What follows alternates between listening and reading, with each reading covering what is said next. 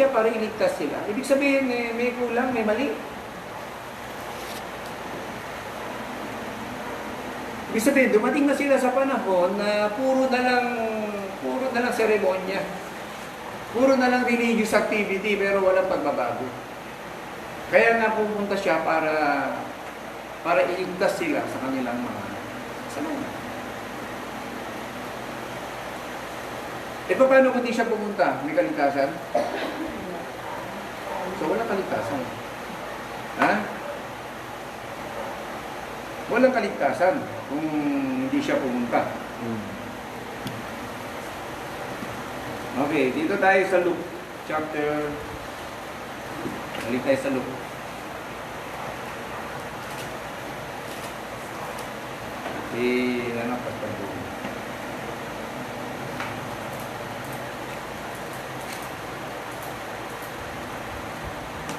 Jesus, the name given by the angel before he was conceived in the womb.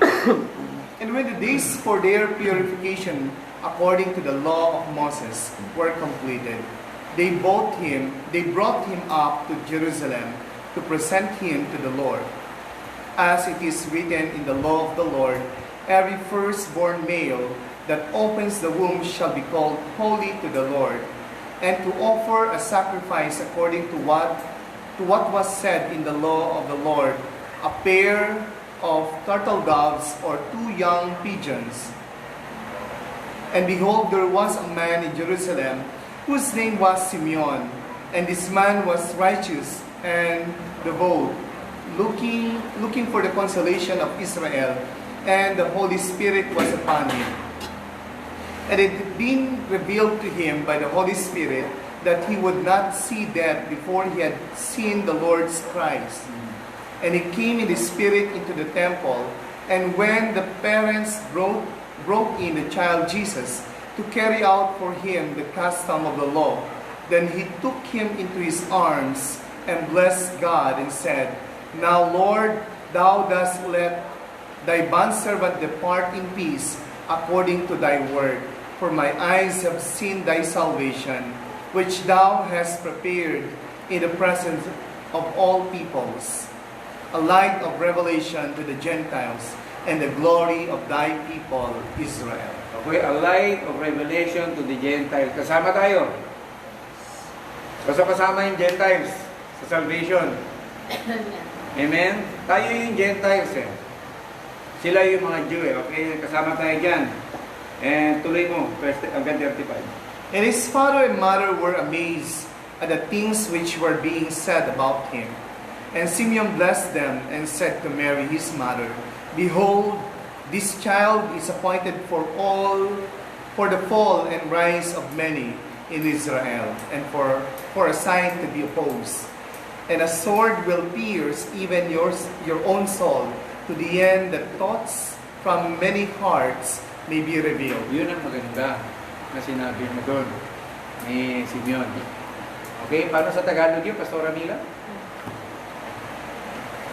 Tagalog yan? Yun lang yung Tagalog. Ayan, paano sa Tagalog yun? Sige.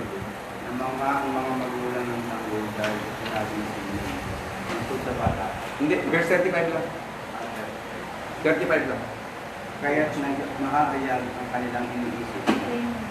Dahil dito, daranas ka ng matinding kapilakihan parang isang baterya na dinalak sa iyong sisip. Okay, to the end that thoughts from many hearts may be. Diba, ihayag niya lahat. Yun pala ang purpose ng pagpunta niya rito na isa, no? Ihayag niya lahat ang laman ng puso. Bakit? Marami bang laman yan? Marami ba laman yung puso natin? Sabi niya, diba? Sabi niya, o yan, no? And a sword will pierce even your own soul. Para siyang tabak. I-reveal niya lahat ng laman ng puso.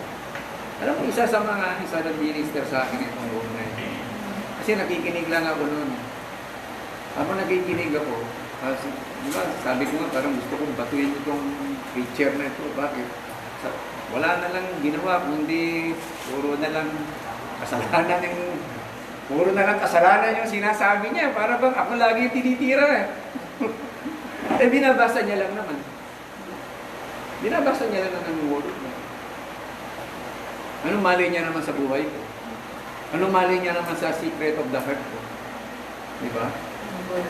Yung word talaga, talagang i-expose niya lahat. Parang balaraw nga yan. Yung laming, talagang matalim. Tama yung sabi niya doon sa Hebrews 4:12.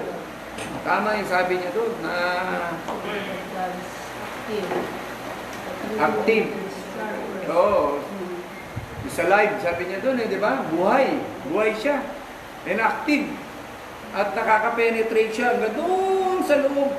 Ibig sabihin pas gumagalaw yung word of God sa iyo. Kasi meron yung nakakarinig na wala lang, wala epekto sa kanila. Ibig sabihin, hindi pumapasok sa kanya yung word of God. Kasi wala namang tao walang kasalanan. So, kasi meron mo may nagsasalita ng word of God, salita si Pastor Danny. Kaya nakarelax ka lang, ibig sabihin, hindi ka tinatamaan, hindi pumapasok sa iyo yung word of God. Babaw. Ayun yung bulletproof. Oo, yun yung sasabi ni Pastor Danny ng bulletproof. Sermon proof. Sermon proof. Kung may bulletproof, may sermon proof. Sabi niya. So, ang salita ng Diyos talaga, makaka-penetrate siya, papasok siya. Masakit talaga siya, masakit. Kaya nga pumasok sa isipan ko, gusto kong batuhin ko Sige pala, masinti ka. Oo bro, pero mo, kukunti na lang kami. Masinti. Kukunti na lang kami, pagkatapos pa ni pang banat niya ng, tinitignan ko yung leather ko, yung sapatos na ganyan, batuhin ko to. Talagang gusto ko siyang batuhin. Buti na lang hindi ko ginawa. Pag siya magpipreach doon, ayoko pupunta Bakit hindi ako pupunta, dinadalaw ako sa bahay. Ito na naman kami, ako. Ito na naman. Talagang masakit siya. Salita ng Diyos talaga masakit. Papasok siya doon. Bakit? Yung kasi ang word niya Yung kasi ang ministry ng Word of God i-expose niya lahat ng laman ng puso ng tao, i-reveal niya lahat Kasi ang purpose naman doon, Pas, ma-realize mo na may kasalanan ka. Oo. Yung purpose, kaya ka nasasaktan. Kaya nga salita ng Diyos, bro, sabi niya, hindi siya vindictive, but redemptive. I-redeem niya tayo. Hindi niya in-expose yan para hiyain tayo. In-expose niya yan para malaman natin, makita natin, kung ano yung talaga na dapat nating pagsisihan na nasa loob ng puso natin. Kasi maliban na may expose yan sa pamamagitan ng Word of God, paano mo malalaman yung mga pagsisisihan mo? So, i-reveal niya talaga. I-reveal niya para makita natin. Ito yung pinaka-mirror Ito yung salamin ng buhay. Ito yung salamin. Paano natin makikita yung dumi ng mukha natin? Ang katawan natin kung hindi tayo mananalamig, di ba? So, ganoon din sa spiritual. The more na nakikinig ka ng salita ng Diyos, ito yung mirror of the soul. Ang sinasabi ni James. Mirror ito. Paano yung Pastor Bob? Basahin nga natin yun. Sa James. Chapter 1 yun no? Chapter 1 ng James. Verse 22. But prove yourselves doer of the word, and not merely hearers who delude themselves. For if anyone is a hearer of the word, and not a doer, he is like a man who looks at his natural face in a mirror.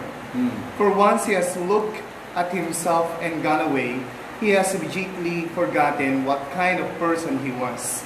But one who looks intently at the perfect law, the law of liberty, and abides by it, not having become a forgetful hearer, but an effectual doer, this man shall be blessed in what he does. The law of liberty, the moral law. Okay? The law of liberty, palalayain ka niya. Palalayain ka niya para, yun ang purpose ng salita ng Panginoon Diyos. Kaya nga masakit talaga. Kasi pag ang isang preacher, kikilitiin ka lang, wala na sana masama doon pero paminsan-minsan sana, hindi nakafocus lang doon. Dapat dinidil yan, at yung mismo preacher mismo, alam niyang i-preach yun. Bakit? Kasi siya mismo, pinagsisihan niya yun. Kasi paano mo didiscusin kung ikaw mismo ay hindi mo naman na-experience. Hindi ka lumaya sa immoralidad, sa covetousness. Hindi mo talaga maipipreach yan. Kaya tigil-tigil mo lang. Okay. Para may times. Dapat once a month. Para may times to. So yun ang purpose ng salita ng Diyos, no? Kaya nga nagalit sa kanya ang mga Pharisee noon eh. Nagalit sa kanya, kinapatay siya eh. Bakit? Kasi in-expose niya lahat ng laman ng puso nila. Ang salita ng Panginoon Diyos talagang nakaka-penetrate yan. Active yan. Sino ba nakakaalam ng bawat isa sa atin? Sino ba nakakaalam? Ako, alam niyo ba laman ng puso ko? Alam ko ba laman ng puso ninyo? Ng isipan ninyo? Wala nakakaalam. It's between you. It's between you and God. Okay, ito yung bata pa lang siya sa Luka. Eh, paano naman nung dumating na yung ministry niya? Dumating na yung ministry niya. Doon sa John niya, Pastor Bo, verse 29. Chapter 1, verse 29. John chapter 1 verse 20. Wait. Ito na yung kinakanta natin. Madalas nung nasa Catholic tayo pa noon, di ba? Kinakanta natin to. The next day, he saw Jesus coming to him and said, "Behold, the Lamb of God who takes away the sin of the world." Oh, yun. Happy Agos. Ha? Di ba kinakanta natin yan noon? Cordero ng... Di ba? Cordero ng Diyos na nag-aalis ng kasalanan ng sanlibutan. O may natanggal ba? Kasi kinakanta lang eh. Hindi natin binasa yung word niya. Yun, ang kordero na... Nakita siya ni John the Baptist, oh, behold, the Lamb of God who takes away the sins. So, tama yung sinabi ni Paul, nang dahil sa isang tao lahat nagkasala. Nang dahil din sa isang tao, sa Panginoong Jesus, ang lahat ay mapapawala sa sala ng pananalig sa Kanya. Sa pamamagitan ng ano? Pagtanggap lang ng pangalan niya, Kanyang salita. Ang maglilinis sa atin yung Kanyang salita. Ito yung salita ng buhay. I-expose niya lahat ng laman ng puso ng tao.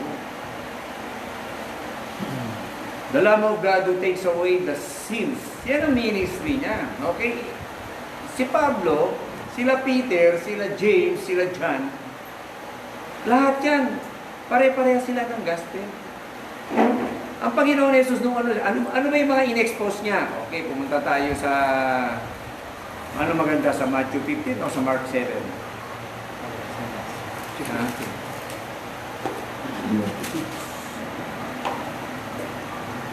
Mark 7 mas maganda na Mark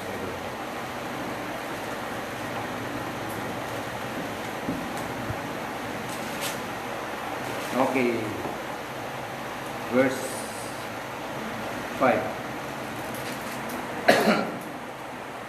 Mark chapter 7 verse 5. And the Pharisees and the scribes asked him, "Why do your disciples not walk according to the tradition of the elders, but eat their bread with impure hands?"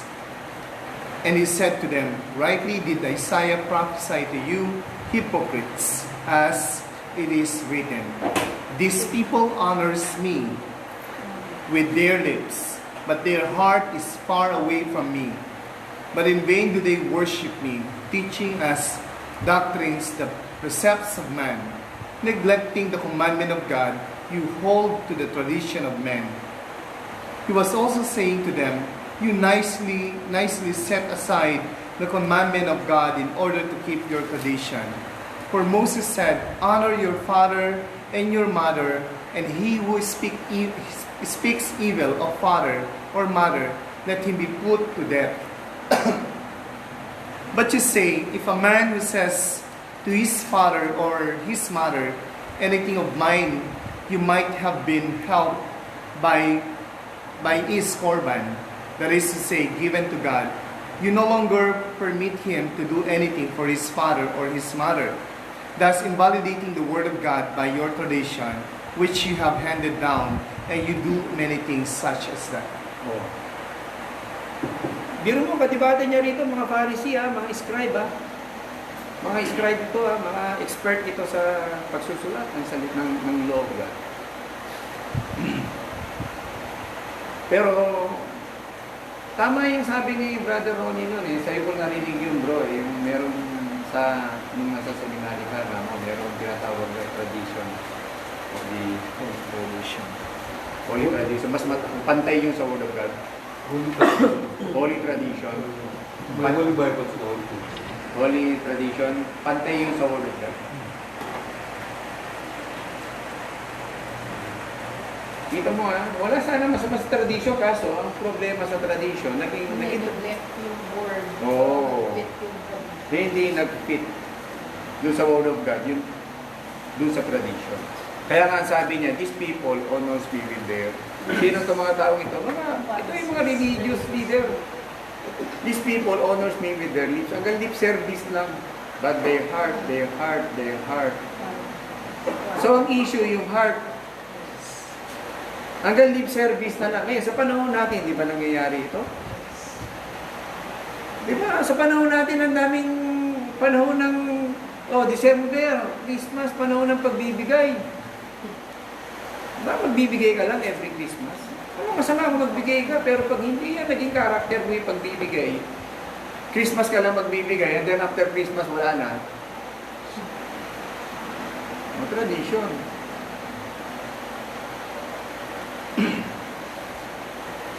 Kasi ang love na tinuturo ng Panginoon, yung tinapig natin yung nakaraan, yung conditional love. Hindi siya, love is not feeling, is not mood, is not mood. Na magbibigay ka lang pag maganda mood mo, maganda feeling mo, delikado. Okay. Ang pag-ibig ay, it is an attitude, character yan. Okay? Hindi one season, all season. May pagkakataon ka gumawa ng mabuti, gagawa ka ng mabuti. Kaya nga these people honor me with their lips, but their heart is far away from me. They worship me in vain. Ano ibig sabihin nun? Walang kabuluhan. Sayang, no? Walang merit. Gumawa ka ng ng kabutihan, akala mo nakagawa ka ng kabutihan, pero hindi galing sa heart. Sayang. Oo. They worship me in vain. Walang kabuluhan ang pagsamba niya sa akin. Sabi niya. In vain they do worship me, teaching and doctrines the precepts of men. The doctrine of men. Neglecting the commandment of God, you hold to the tradition. Nawala yung commandment. Yun ang problema Nasaan yung commandment? Wala. Hindi sapat yung yung tinanggap mo si Christ yung pangalan niya. Pero hindi mo naman itinuro yung salita ng Diyos kung ano yung mga dapat nilang pagsisihan, hindi mo na rin. Sayang din, sayang. Sabi mo nga, pag yung nangako ka, pagdating sa Panginoong Diyos, ibigay mo, pero kahit hindi ka na magbigay sa magulang mo, basta para sa Diyos, that is tradition of men. At sinusunod yan hanggang ngayon ng evangelical, marami ang sumunod yan. Ito, basahin ninyo ng konteksto. Diba? Karamihan ngayon, nagbibigay sa, lahat, wala masama, magbigay ka sa iglesia, pero nakalimutan mo na yung magulang mo na naghirap sa'yo. Wala namang sana masama kung magbigay ka, okay? Pero kung nagbibigay ka sa iglesia, tapos yung magulang mo na nakikita mong nag-iikahos lahat. Marami kasing ganyan ngayon sa panahon natin. Na hindi nila alam na ibang mga leader na nakubet na nila yung mga bata. Na-break nila yung the Ten Commandments. Neglecting the commandment of God. Ano yung commandment? The Ten Commandments. Saka yung the Fifth Commandment, honor your father and your mother. Thou shalt not covet thy neighbor's wife or anything that belongs to your neighbor. Anak niya, nakubet mo. Wala na. Mas naniniwala na sila kay pastor kaysa sa magulang nila. Ayan, no? Neglecting the commandment of God, you hold to your tradition. He was also saying, you are expert at setting aside the commandment of God in order to keep your tradition. Ano ba itong mga tradition na ito? Ang dami. Ang dami niyan. Ang dami niyan. Huwag naman sana kayo magagalit, ha? Huwag kayo magagalit. Biblical lang naman, di ba? Huwag kayo magagalit. Ngayon, Panginoong Jesus, nung in-expose niya sila, pinako. Ngayon ako'y papako, ha? Just Pastor Bong, just Pastor Danny. Yung si Bishop, yung si Bishop. Text na lang. O ano ba yung mga in-expose niya? Tuloy natin. Diretso na natin. Sa verse 12, chapter 7 pa rin. Verse, okay. 21 na. 21, 22, 23. For from within, out of the heart of man, proceed the evil thoughts, fornication, thefts, murders, adulteries, deeds of coveting, and wickedness, as well as deceit, sensuality, envy, slander, pride, and foolishness. All these evil things proceed from within and defile the man. Oh. Yan ang in-expose niya. Yung laman ng puso, kaya nga masakit eh. Kasalanan pala yun. Yung inggit, yung envy, kasalanan pala yun. Oh. Yung slander, yung pride, yung foolishness, kasalanan pala ito mga to. Kaya nga noon eh, sabi ko parang tinodo naman nito, tinodo naman yan. Sa akin yata lahat to eh, kako. At deep inside, inamin ko talaga. Kaya nga hindi ako makatulog eh. Diyos ko ako. Eh kung bigla akong mag-expire na meron pa ako nito, hindi ko na pagsisihan, hindi.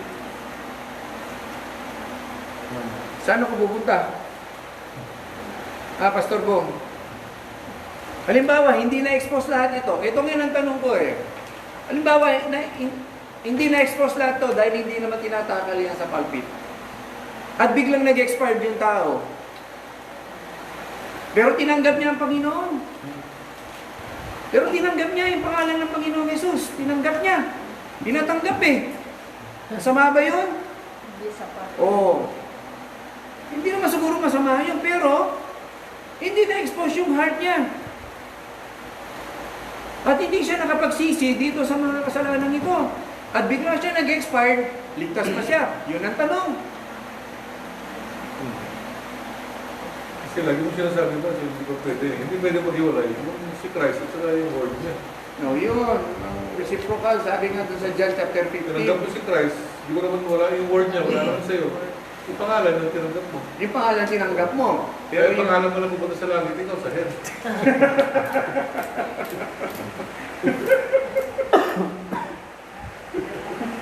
Ay si Ronnie, itong lagi, magbilang, itong hell. Mararaki, ito. Mararaki yun. Yan ang problema. Yun ang problema, di ba? O tinanggap mo ngayon, tinanggap natin si Christ. Tinanggap mo siya, inaccept mo siya. Sapat ba yun? Eh, hindi ka nakapagsisi. Hindi mo alam na yung covetousness pala, yung greediness, yung envy, yung adultery, yung fornication, yung lying. Eh, dapat palang pagsisihan yun.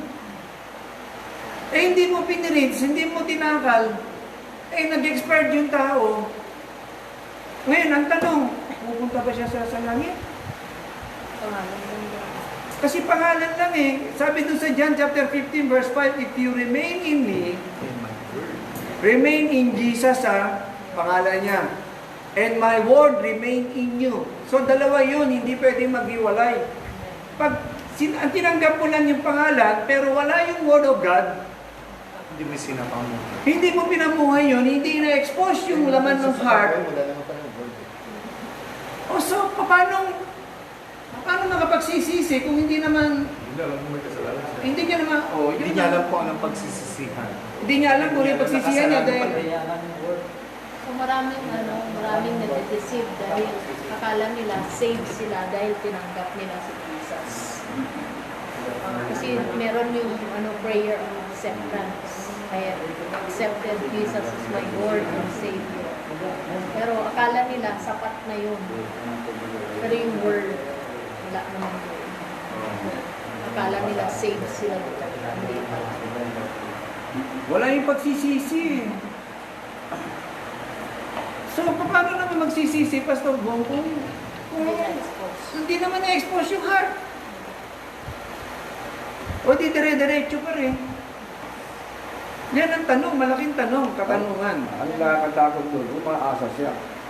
Naligtas siya. Oo, kasi diretso yung ginagawa niya dahil hindi nga na-expose. Hmm. So, diretso yung adultery, yung fornication. Umaasa naman siya ngayon na pagka nag-expire siya, maliligtas siya. Nakakatakot doon. Kasi ito yun, false security yun.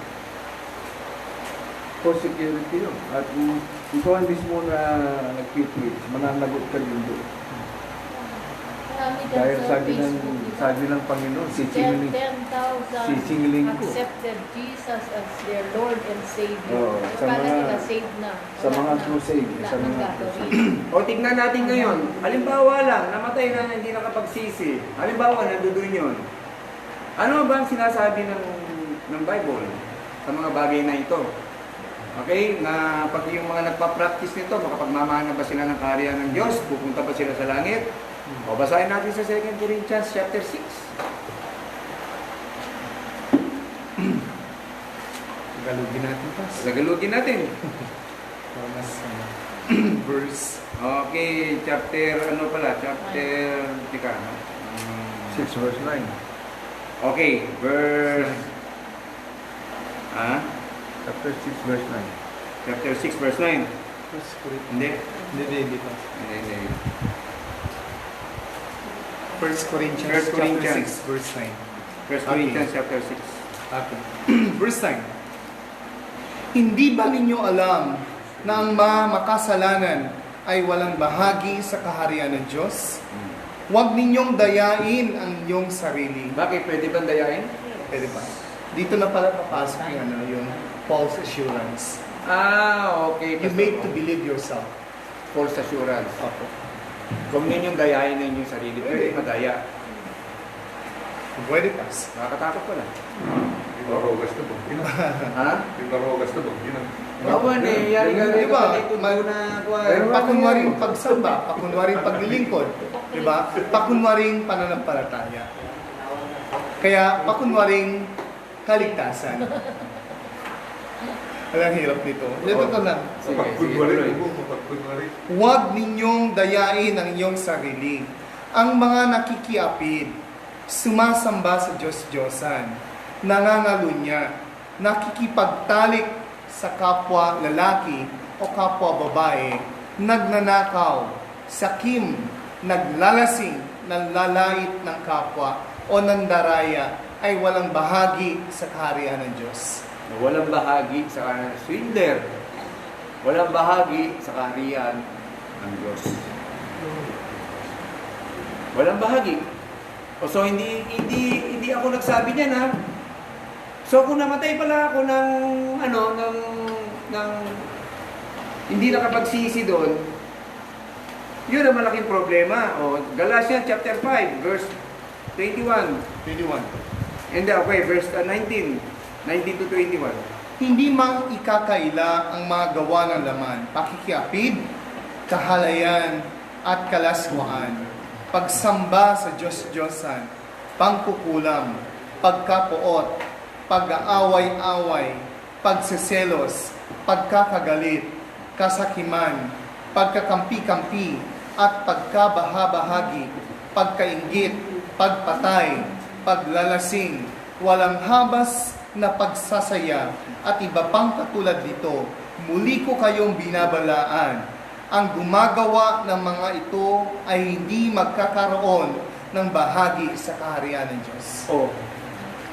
Those who practice. Ano ibig sabihin ng practice? Habituan. Habitual. Laging ginagawa. Naging habit na. Those who practice such things will not inherit. O paano nga? Tinanggap mo ang Panginoon. Pero hindi naman nakapagsisi dito. Nag-expire. ano, pupunta sa langit? Galatians Buti sana kung mayroon dyan na pag tinanggap mo siya, ito. Wala kang mababasang ganun eh, pag tinanggap mo siya. 5. Ikaw ay maliligtas. Oo. Wala silang na-preach eh, kahit sa Book of Acts. Basahin mo verse 1 up to, chapter 1 up to the last chapter, wala namang sinabi dyan sila Peter na tanggapin nyo lang ang Panginoon, maliligtas kayo. Ang sabi niya doon, Wala naman sa sinabi. repent and be Yun ang baptized. meron, yun, repent, magsisi kayo. Sabi Ay hindi, ang ginagamit po nila na verse doon ay yung pinagtagpi na verses ng John chapter 1 in verse 12, sabi niya doon, for as many as received him, them gave he the right to become children of God. Tapos sabay na yung sa acceptance naman, doon napapasok yung sa Romans chapter 10 verses 9 and onwards. So that if you confess by your mouth that Jesus is Lord, you will be saved. Pinagtagpi yun. pinagtagdi-tagdi nila. Pero kung babasahin mo yung verse Pero na context binanggit ko din. nila, Paano mo Wala tanggapin siyang- ng Panginoon? Oo, At oo. hindi lang po kasi ang Hindi, issue ganun. doon kung paano mo tanggapin ng Panginoon. Pangalawang dapat din natin i-assure, tanggapin ka din ng Panginoon. kung tinanggap ka It's na ba? two-way around. Natanggapin mo ang Panginoon, pero ang buhay mo ba tanggap ka ng Dapat tinanggap Panginoon? niya. Yung kasi din yun, pananampalataya. Kasi kung tinanggap mo na si Jesus, tinanggap mo ang Panginoon, sinabi naman ni Paul, work out your salvation with fear and great. Ibig sabihin, kahit tinanggap mo siya, may gagawin ka pa. Hindi ko natatapos. Yung pa lang ang umpisa niya. Correct. Pag-umpisa ka pa lang doon. Correct, tama yun. Meron kang gagawin. Work out. So, yung iba kasi pag sinabi tinanggap na, tapos na.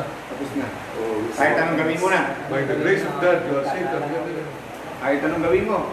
Huwag mong maliitin yung grace ni God. Huwag mo na, sabi ko sa'yo, huwag mong maliitin. Yung grace ni God. May mga gano'n na sa Facebook, may mga nakapost na gano'n. Ang problema kasi doon sa pinagtagpi nila, doon sa John chapter 1, verse 1, as many as received him, to them he gave the right. Nakalimutan niya lang yung the word to become. Is a future tense. To become. Tinanggap mo siya, magiging. In the making ka pa lang. Nag-umpisa ka. Pwede pang maabot. Pag hindi ka nagpatuloy. Isa pa, kung babasahin mo yung context nun, ang sinasabihan ni John doon, yung mga Hudyo. Kasi hindi nga nila tinanggap si Jesus eh. Pinaako nga nila, ayaw din nila tinanggap eh. Kaya nung nag-meet siya, ayaw nga nilang Ito tanggapin yung eh. pinaasawa nila. They rejected the light, sabi ng John. Oh. Ayaw nga niya. Kaya sabi niya, as many as receive him, to them, sabi ng God, he gave the right doon sa mga Hudyo na tatanggap sa kanya. Kasi ayaw nga nilang tanggapin siya. To become. Magiging pa lang. Hindi pagka nung kinot na nila yon, yung chapter 10 verse 9 ng Romans, sabi niya doon na that if you confess with your mouth Jesus as Lord and believe in your heart. Ano doon yung the word confess? Eh di kunin natin yung confess. Paano may confess sa ano lang? Sa bibig lang? Ano yung confess mo sa kanya? Ano yung ibibilib mo sa kanya? Sabi ng Panginoon, ginamit natin yung ginamit din po ng the word confess, ha? Ano ang sabi ng Panginoon Jesus? If you confess me before men, I will also confess you before my Father. o paano mo siya i-confess? Ang talas na katulad. Pagaling ka pa rin, confess ka rin. Kasi doon sa Sige lang, sige lang. doon sa context kasi at historical background doon sa Romans chapter 10 verses 9 and 10. Ito yung times kasi na nasakop po ng Rome, ng Empire ng Roma, yung Israel, na ang batian kasi noon is sasabihin mo tatanungin ka na nasalubong mo isang sundalo ng Roma, tatanungin niya sa iyo, sino ang mo Lord mo? Pagka ang batian the Lord is Caesar, Caesar is Lord. Ibig sabihin, pagka sinabi mong si Jesus ang Lord mo, handa ka nang ibigay ang buhay mo. ang isang tao lang na magsasabi na si Jesus ang Lord nila, ito na yung mga tao na nagsuko ng kanilang buhay. So, in our days, madali na lang natin sabihin na Jesus is Lord. Pero nung mga araw na yun, talagang kalakip ng kanilang pag-confess ng kanilang buhay. Yun po yung, yung context po. Hindi, kunin natin sa panahon ngayon. Okay, panahon ngayon. Pero pag nasa Saudi ka, sa panahon ngayon, subukan mo i-confess doon. Pag hindi ka, Sa mga communities doon.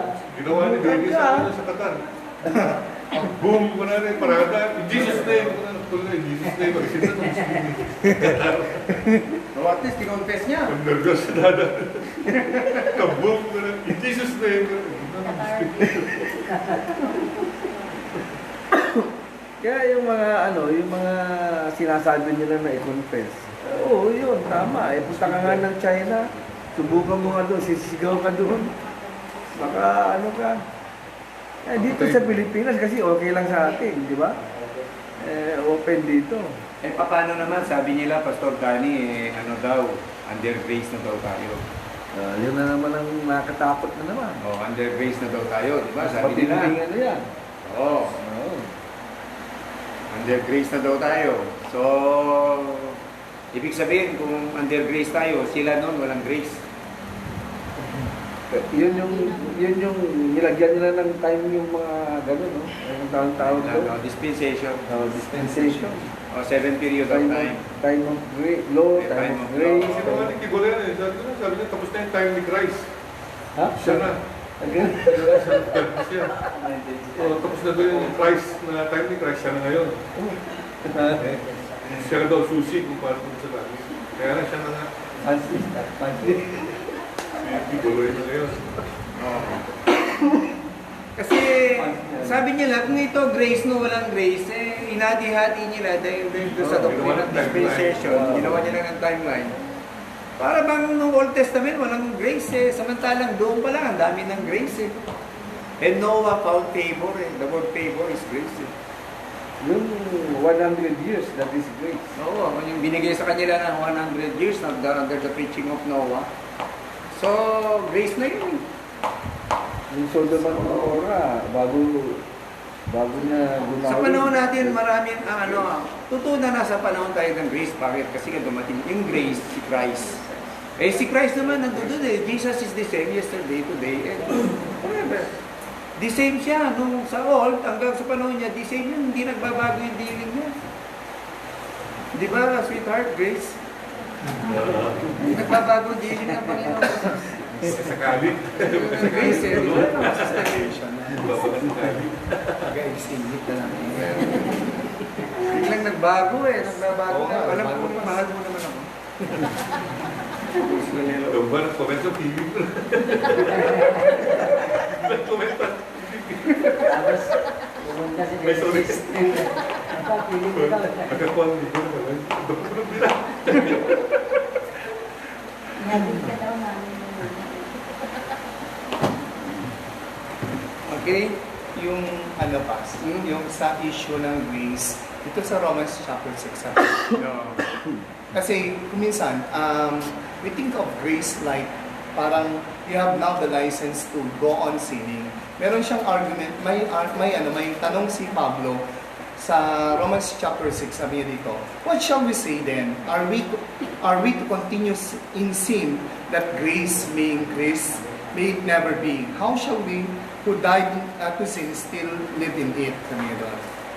So, ibig sabihin na the grace of God, yung biyaya ng Panginoon, should not be the reason for us to continue sinning, but instead, na lalo tayong makabuti, lalo yung pag-ugali natin, yung mga kasalanan natin, matutunan natin isuko. Kasi andyan na yung biyaya, ang kalakasan ng Panginoon upang sa ganun, magawa na natin yung kalooban ng Diyos sa buhay. Amen. Sabi niya nga doon sa sa Titus chapter 2 verse 11, di ba? Titus. Kung kinokot mo yan na under grace tayo, at sila noon hindi under grace, mali ka kapatid. Noon pa may grace na. Hanggang ngayon, hindi nagbabago. Jesus is the same yesterday, today, and forever. Kaya nga doon sabi niya doon sa, di ba, sa Hebrew chapter 13 verse 8. Jesus is the same yesterday, today, and forever. Okay, sabi niya sa Titus chapter 2 verse 11. Tignan niyo yung definition ng grace. For the grace of God has appeared, bringing salvation to all men, instructing us to deny ungodliness and worldly desires, and to live sensibly, righteously, and godly in the present age. Yun ang maliwanag. The grace of God appeared, bringing salvation to all men, teaching us to deny Ungodliness. Hindi deny natin yung ungodliness. Nabasa naman natin kanina kung ano yung mga ungodliness Yung kasi ang sagabal lang naman yung secret of the heart, yung pinapractice natin. Yun lang, wala nang ibang sagabal. Kaya siya pumunta dahil doon. Behold, the Lamb of God who takes away the sins of the world. Ibig sabihin, sa pananalig natin kay Kristo, magkakaroon tayo ng kalayaan. Palalayain niya tayo. Kung susunod ka. Kung susunod tayo, walang iba magpapalaya sa atin kundi yung Word of God, yung salita niya. Nangako siya palalayain niya tayo So titigil ito sa paggawa ng kasamaan. Yun lang naman ang issue, wala na diba? Huwag natin hayaan nga nalilisanin natin ang daigdig na ito na hindi na-serve yung purpose. Ang purpose ng Word of God, linisin tayo. Linisin tayo ng salita ng Diyos. Sa pamamagitan ng lahat ng karunihan natin. Yun lang ang purpose niya, kaya kung bakit siya pumunta. Kaya nga siya mismo na 100% katawan tao, di ba? Siya mismo nakakaramdam. Lahat ng nararamdaman natin, nararamdaman niya. Tinukso siya, pero hindi siya nabibig. Kaya nga na-overcome niya lahat ng bagay. Kaya nga naging source of eternal salvation siya, according to Hebrews chapter 5, verse 8 and 9. Naging source of salvation siya. Ang Panginoong Jesus. Bakit? Na-overcome niya lahat ng bagay. Kaya nga, naunawaan niya yung nararamdaman natin. Kaya nga, matutulungan niya tayo, sabi doon sa Hebrews chapter 2, matutulungan niya tayo, yung mga taong tinutukso, kung lalapit tayo sa Kanya. Matutulungan niya tayo na ma-overcome natin. For apart from me, you can do nothing. So, hindi natin kaya. Kailangan, tanggapin natin, hindi lang yung pangalan niya, pati yung Word of God, yung salita ng buhay. Okay? At yun ang tutulong sa atin. Yun ang mystery. Yung Word of God na nasa talim sa puso natin, yun ang tutulong sa atin upang ma-overcome natin. Every time na umaatake yung laman, yung flesh, maalala mo yung Word of God Maalala mo yun May time na bibigay ka, tapos mamaya, doon yung conviction mo, di ba? And then, unti-unti mawawala. Hindi overnight ito. Kaya nga sinasabi niya, kinote Brother Ronnie Canino sa Philippians chapter 2, work out work out mo siya through relationship kay Christ. Sa kanyang salita, i-work out mo siya. Babasahin mo yung salita niya, mananalig ka doon sa salita niya, paniniwalaan mo, magta-trust ka sa kanya na siya yung magdi-deliver sa iyo sa lahat ng uri ng kasamaan. Kaya nga titigil ito, titigil sa paggawa ng kasamaan. Yun ang purpose ng Panginoon Jesus. Kaya nga, ang isang tunay na Kristiyano na nakatanggap ng salita niya, mayroong tinatawag na transformation. At yan yung ituturo natin. Unti-unti, hindi bigla. Kahit hayaan natin yung Word of God ang mag-minister doon sa heart ng tao. Kasi siya lang naman nakakaalam kung ano yung mga dapat tanggalin dyan, di ba? Wala, hindi tayo kaya nga, hindi tayo judgmental. Pinipreach lang natin yung Word of God.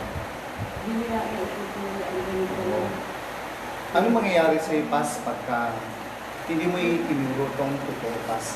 Sabi mo na, dahil natakot ka na malabel na judgmental, hold mo. Alam mo katotohanan, pero hayaan mo na sila kasi nasa isip naman nila na maging judgmental ka, parang anong mangyayari sa'yo if you hoard yung word? Or kumikita ka ng malaki. Paano mo titirahin siya, yung lagi-lagi binibigay sa'yo. Alam mo yung ginagawa niya kasalanan, alam mo magnanakaw siya, alam mo marami siyang babae. Ba't mo pipreach kung malaki binibigay sa'yo, di ba? So, magkakasala ka din, di ba? Yun yung sabi din niya sa Romans chapter 1. They suppress the truth. Di ba yung sabi niya? Babagsak ka dun. Bukod, bukod dun sa Ezekiel. Ano pa sabi mo? Romans chapter 1. They suppress. Yung isip. Suppress. Ah, Chapter 1, verse 21 ata. the truth. Okay. Verse, Verse 18. verse 18. For the wrath of God is revealed from heaven against all ungodliness and unrighteousness of men who suppress the truth in unrighteousness. Suppressing. Suppress the truth.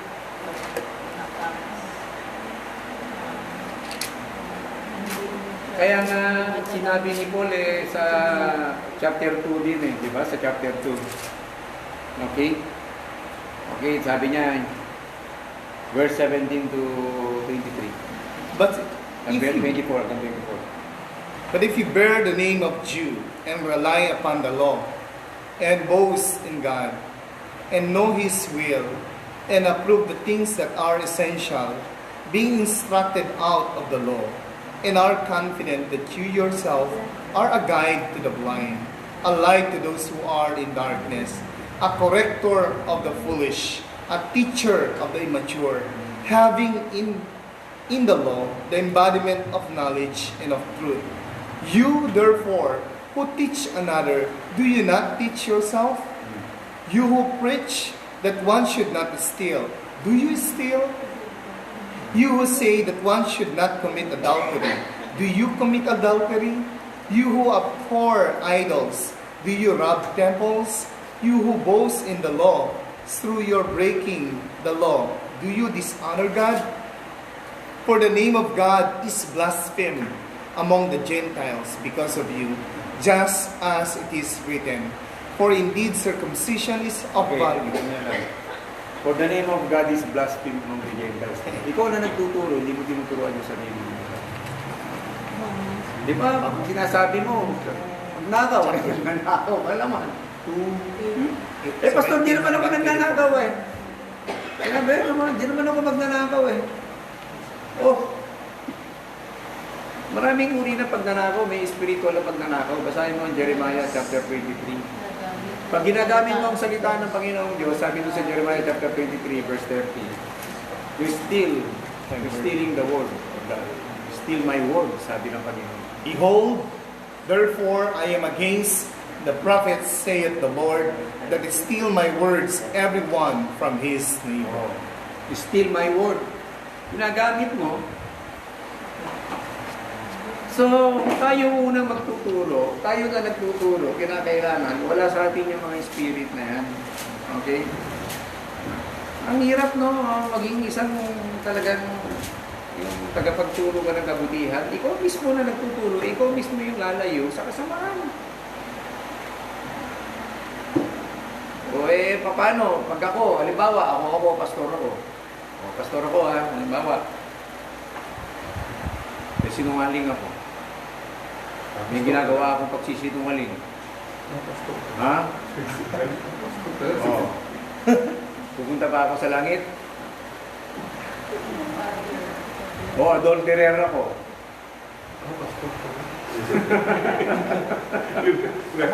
Diba? Kasi pagka sinabi pastor ka na, parang exempted Parang exempted ka, no? Walang exempted. Kahit pa gaano kataas sa posisyon mo na hinahawakan, pastor ka, bishop ka, kahit ano ka pa, pag yan hindi mo pinagsisihan, ang sabi niya sa Revelation chapter 21 verse 8, at pag hindi mo yan tinuro, duwag ka, sabi doon. Forward. Ano yung duwag doon? Duwag sa magsabi ng katotohanan. Kaya nasabi ko doon sa Revelation chapter 21 verse 8, bakit may duwag doon? May forward doon. Yung mga duwag, natatakot. Hindi matatakot. Sasabihin naman natin na may pagmamahal. Okay, tayo na mga preacher, dapat tayo unang nakaka-overcome. Paano ko ituturo ang pagsisinungaling kung ako sinungaling? Paano ko ituturo ang adultery kung ako mismo, Adulterer. O paano? Paano kayo tuturo ang lust of the flesh? Kung ako naman, punong-puno ng lust. Na hindi ko ma-overcome. So ako yung unang dapat maka-overcome upang sa ganon, alam kong ituro. Bakit na-overcome ko eh? Lumaya ako. Napagdaanan ko. At alam ko yung habdi niyan, hindi biro yung pain na nararamdaman mo sa pag-resist sa kasalanan. Hindi ganun kadali yun. Pero na dahil sa tulong ng Panginoong Yesus, na-overcome ko. Dahil nangalig ako sa Kanya, nagtiwala ako sa Kanya. So tayo ang mga tagapagturo ako unang. Ngayon, sasabihin natin yan with love. Hindi tayo nag-judge. Okay? Ine-expose yan, hindi para i-judge.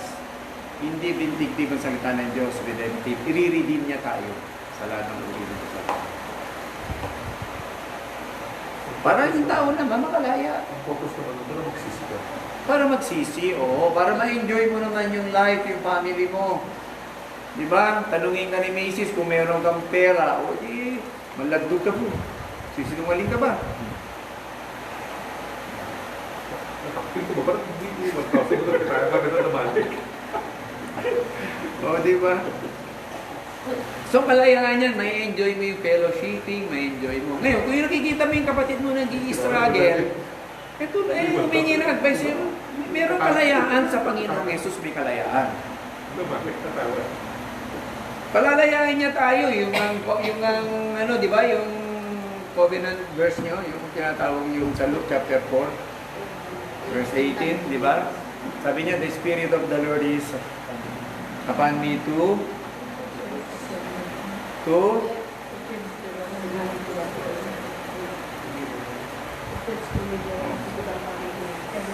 release the captive, di ba? The prisoner. O, so, i-release niya tayo. I-release niya tayo. Di ba nakakulong tayo? Nabiyag na tayo ni Satanas eh. Ngayon, gusto tayo palayain ng Panginoon. Ang problema, naririnig natin yung word, ayaw natin lumabas doon sa cage. Sabi, di ba, kuminsan, narinig natin, maganda. Pero sometimes, ayaw natin lumabas doon sa cage. Eh, masarap doon sa loob ng cage. Kasi gano'n eh, kaya hindi ka nakakalis eh. Oo. Na-enjoy mo eh. Na-enjoy mo kasi. Yun lang naman ang... Diba? Palalayain niya tayo eh, to release the captives. Paano niya tayo re-release kung tayo mismo ayaw naman lumabas, ayaw natin iwanan yung mga mundong... So tayo mismo, yun ang pake ng Panginoon Jesus. Kung bakit may tinatawag na the birth of Jesus Christ. Yung celebrate natin, yung sinasabi ni Pablo dun sa 1 Corinthians 12, na sineselebrate natin, sinasabi niya na hindi sa lumang letadura.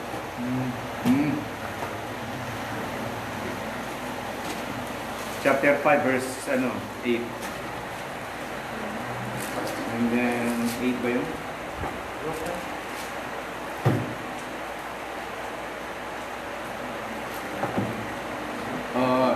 Chapter 5, verse 8. Basahin mo. First Corinthians. Tagalog. First verse. 1 Corinthians chapter 5, verse 8. Unang Korinto, Kapitulo 5, versikulo 8. Basa. Basa. Kapatid na ako. Kabitin. Kabitin. Nakalain ka, kapatid na mo. Baga makita nga ng mga away.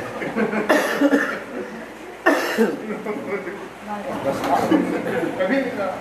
Umumola bigla. Kaya, ipagdiwang natin ang Pasko, hindi sa pamamagitan ng tinapay na may lumang pampaalsa na kasamaan at kahalayan, subalit sa pamamagitan ng tinapay na walang pampaalsa, ang tinapay ng kalinisan at katapatan. I-celebrate natin yung Pasko. Okay, hindi sa pamamagitan ng mga... Yung unleavened bread kasi yan, sinasabi niya unleavened means uncorrupted mind. Yun na sinasabi niya, yung unleavened bread, uncorrupted mind. Hindi corrupt. Sineselebrate natin siya sa may kalinisan ng ating puso, intention. Yun. Hindi lang isang panahon yan, all season yan. Hindi yung celebrate mo, maghintay ka ng regalo. Nung bata pa tayo, okay lang yun. Nung hindi pa natin alam. Pero ngayon alam na natin, yun ang purpose niya. Okay, 1 John chapter 3, verse 5. 1 John chapter 3, verse 5. Ano sabi ni John? Basa. Nalalaman ninyong naparito si Kristo upang pawiin ang ating mga kasalanan at siya'y walang kasalanan. Oh, naparito si Kristo upang pawiin ang ating mga kasalanan. Tatanggalin niya. So, dapat alam natin yung purpose na yun ng Panginoon Jesus. Tatanggalin niya saan? Sa puso natin. Unti-unti naman yan eh. The more na nakakapakinig ka ng Word of God, the more na nagkakaroon ka ng strength para ma-resist mo yung ino-offer ng mundong ito. Lagi ko sinasabi na wala namang issue sana kung hindi mo binili. Kasi hindi naman problema yung ino-offer ng mundong to. Yung problema, minsan, ito kung paano siya mag-react doon sa ino-offer ng mundo. Kung hindi mo naman binili yung negative, walang issue. Kaya lang naman nagkaroon ng issue dahil binili mo yung negative. Negative na, pinatulan mo. Alam mo naman masama, pinatulan mo pa. At nadidiscern mo na, medyo bumibigay na yung katawan mo, pinagbibigyan mo. Di ba, hindi, sobra na to. Hindi, dapat to, wala. Pag nararamdaman mo yan, at pinararamdam na sa'yo, yun na yung time na dapat mo na i-deny. Yun na yung time na dapat mo na i-deny. Dapat mong basahin yung kaharap mo. Kung yung kaharap mo medyo walang i-consider mo na. Kasi kahit anong sabihin mo dyan, hindi tatanggap yan, lalo kung may galit na yan. Galit na yan, nakapasok na yung galit sa kanila, hindi na yung ma-open. Ididepensa niya na yung mali. So, dapat natin ma-discern yun. Kaya na quick to hear and slow to speak. Tayo mga Kristiyano, quick to hear. Saan galing yung word? Negative ba yun?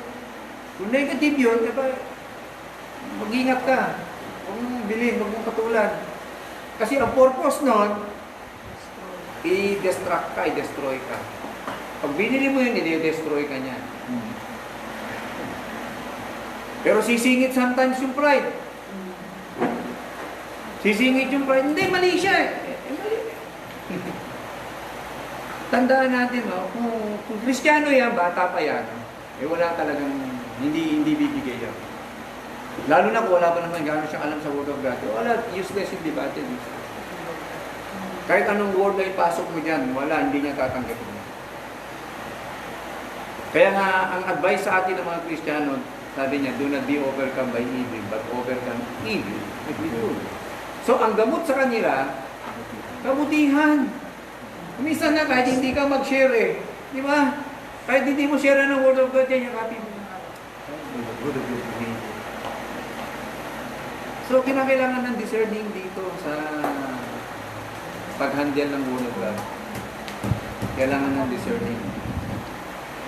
Ako ang nag-ianak. Diba, kinakailangan mo na quick to hear, is slow to speak, and is slow to anger. Ano ibig sabihin nun? Isposa. Ha? Isposa. Maginala na rin. Diba yung mga isposa, muna ka ng isposa, maginala, quick to hear. Isposa.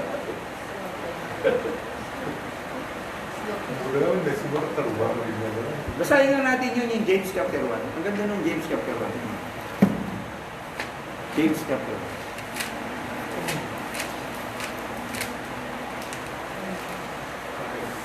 Okay, verse na 19 to 21.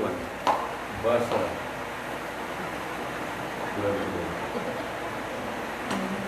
Mga kapatid, kung minamahal, unawain nyo ito, maging alisto kayo sa pakikinig, maingat sa pagsasalita, at hindi agad nagagalit.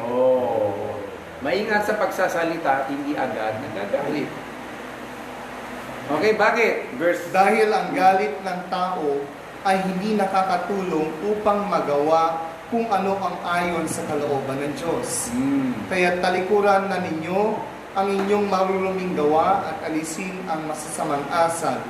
Magpakumbabang tanggapin ninyo ang salitang itinanim sa inyong puso. Ito ay may kakayahang magligtas sa inyo. Okay, no? Ang salita na itinanim sa inyong puso, ito ay may kakayahang magligtas sa atin.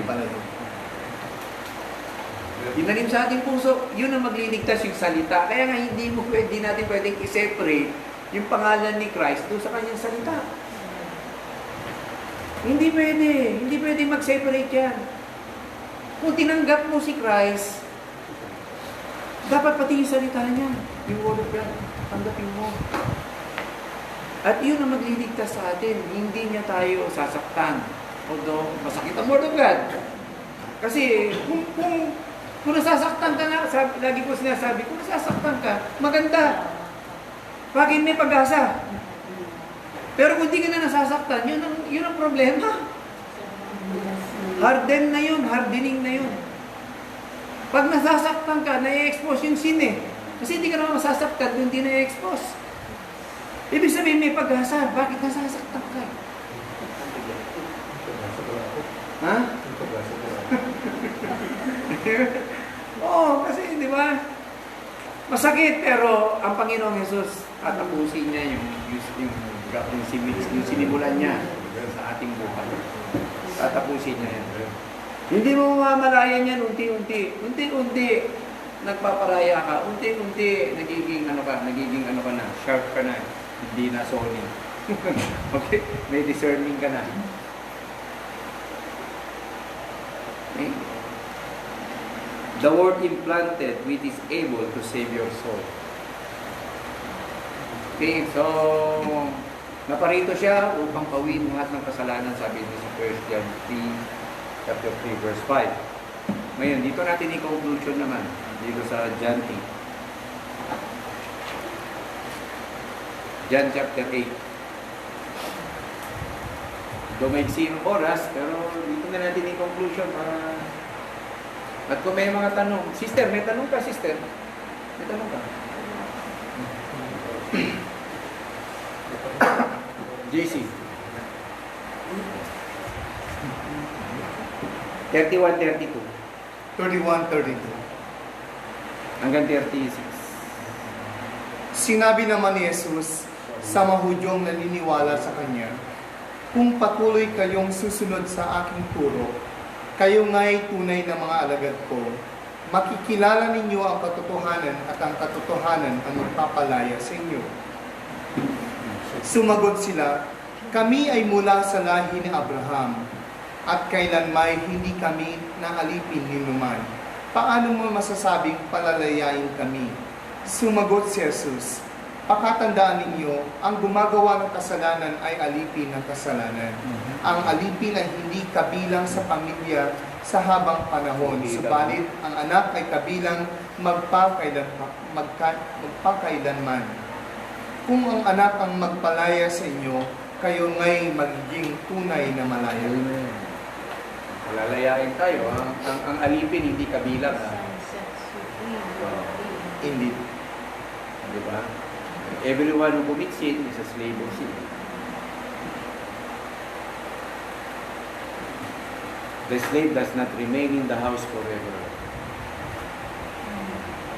So, kung palalayain tayo, nakalaya talaga tayo. Ngayon, pinaniniwalaan ba natin ito? Sabi ng Panginoon, come! Come! Sabi niya, come!